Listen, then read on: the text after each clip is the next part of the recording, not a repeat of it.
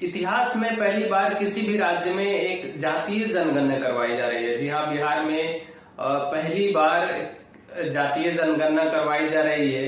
क्या ये जातीय जनगणना राज्य के विकास में इसका एक नई सीढ़ी साबित होगा या सिर्फ और सिर्फ पॉलिटिकल मुद्दा ही बन के रह जाएगा, जो कि 2024 में लोकसभा का चुनाव होने वाला है और नीतीश कुमार अपने जी जान से अपने पीएम की कुर्सी की उम्मीदवारी के लिए लगे हुए हैं।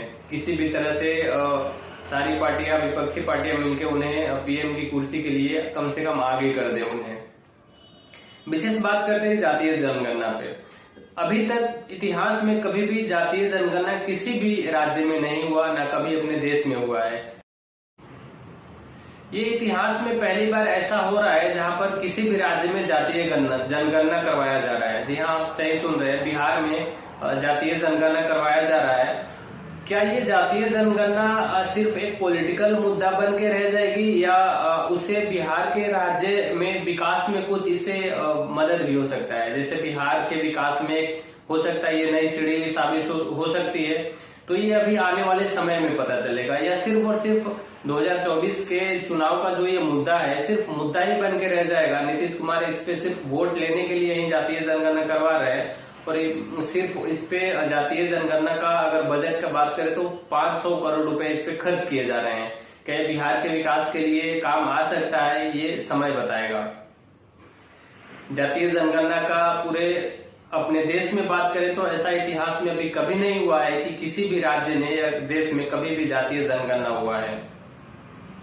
इसके बाद बजट का बात करें तो बिहार ऐसे ही अत्यंत पिछड़े राज्य रहा है। किसी भी क्षेत्र में अगर बात करें, शिक्षा में, स्वास्थ्य में, रोजगार में या कंपनी के बारे में भी, मैन्युफैक्चरिंग कंपनी, एमएनसी कंपनी या किसी भी क्षेत्र में अगर बात करें तो वो अत्यंत ही पिछड़ा राज्य रहा है बिहार, शुरू से ही या अभी तक ही पिछड़ा राज्य ही रहा है। अभी बिहार में विकास के नाम पे सब कुछ जीरो ही रहा है।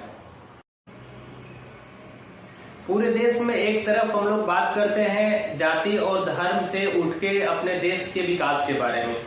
अगर कहीं शादी का बात चलता है तो कहीं कहीं देखने के लिए मिलता है कि एक कास्ट से दूसरे कास्ट वाले ने शादी कर लिया तो उसका पूरा विरोध होता है कि ऐसा नहीं होना चाहिए, इंटरकास्ट मैरिज वगैरह सब होते रहना चाहिए, इससे कोई प्रॉब्लम नहीं होना चाहिए। लेकिन नीतीश कुमार अभी भी वही जात पात में लगे हुए हैं। जातीय जनगणना करवा के फिर से वो एक जाति वाला जो मुद्दा है अपने बिहार में वो लाने का प्रयास कर रहे हैं और उसे अपने वोट बैंक में इजाफा करने की कोशिश कर रहे हैं।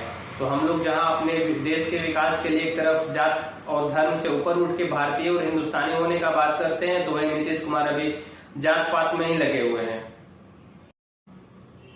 दूसरी तरफ बात करते हैं, बिहार में वैसा कोई भी नीतीश कुमार या सरकार का जो काम होता है उसमें टीचर लोग को तुरंत लगा दिया जाता है।